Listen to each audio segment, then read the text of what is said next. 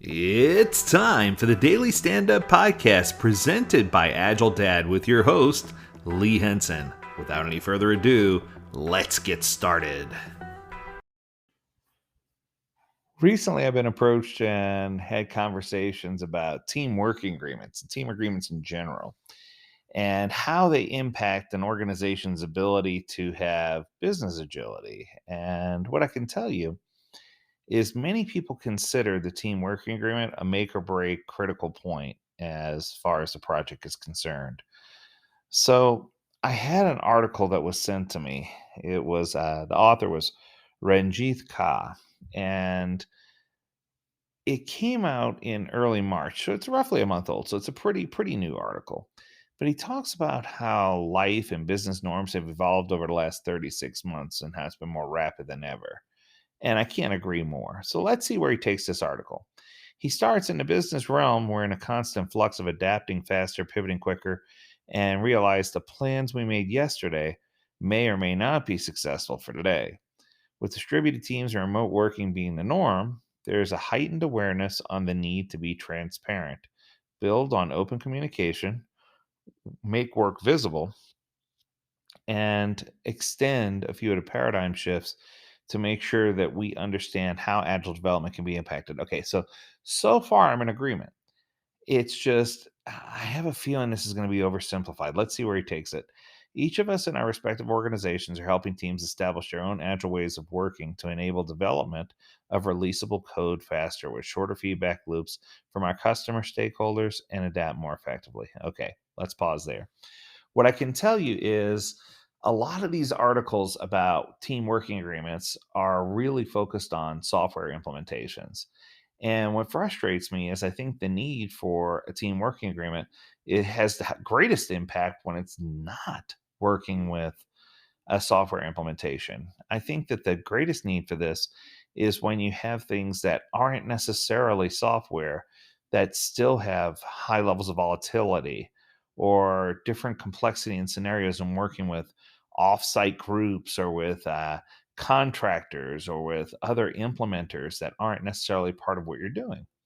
So if you're trying to work seamlessly together as a team and you're all dispersed, it creates problems around backlog prioritization, extending across multiple time zones. The need to be more effective and efficient and aligned becomes incredibly important. But the problem is, we see shifting business landscapes as the team progresses because they're not all in the same place talking about the same thing. So, a recent tactical domain transition initiative between a team in the US and a team in India, he's talking about this, had a few major milestones to accomplish in a span of weeks, albeit without disrupting the business as usual development and delivery. What I can tell you is here we go. People will, and he did go here. People will be quick to do things and they'll say, oh, well, we're just going to have to wing it to make sure we can get it. And sometimes there's certain things that you shouldn't be spending time, quote unquote, winging it. So, first and foremost, resist temptations for creating fancy Gantt charts and all these process improvement cycles with each and every milestone planned to the week and deliverables and have everybody allocated exactly 104% of their time. It's incredible to see when people do this. Another thing that you winged it is enable clear communication channels between the team received and the team providing transition to understand what's on the table, even before you're tempted to commit to milestones and dates. Okay, so I think what he's trying to say here is you need to have some preparation.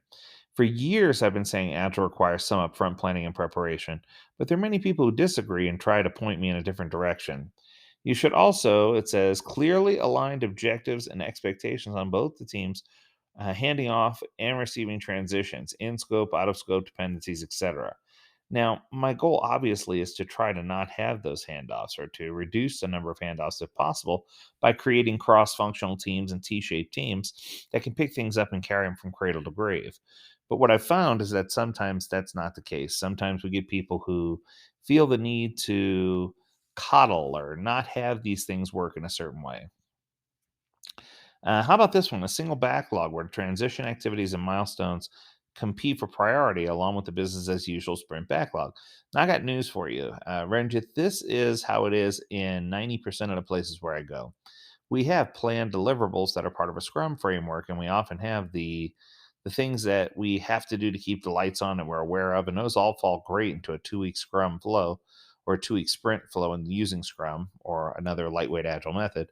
But what we found is that there are things that still require some Kanban attention, things that are, emergency, small fix, ticket items that need to happen right away. And this is where you start talking about conflicting priorities, overcommits. You need to have visibility and transparency in order to understand these things. And I think that if you're just relying on team bandwidth metrics, it's not going to be enough. You need to make sure you understand that the teams, even though they have certain bandwidth, they may not have the same skill sets and capabilities and talent. So I think it's important for you to assess those things and let your guided conversations through backlog grooming, backlog refinement, and sprint planning guide the conversations amongst the teams so that they understand readiness to get the work done, flexibility, and where and when they need to do heavy lifting, especially if there's a change in priorities. So, lastly, of course, open communication within the teams is probably the most critical piece.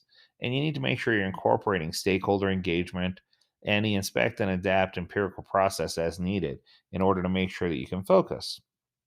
So, as you do this focus on team level communication, you'll see dialogues get better on the goals.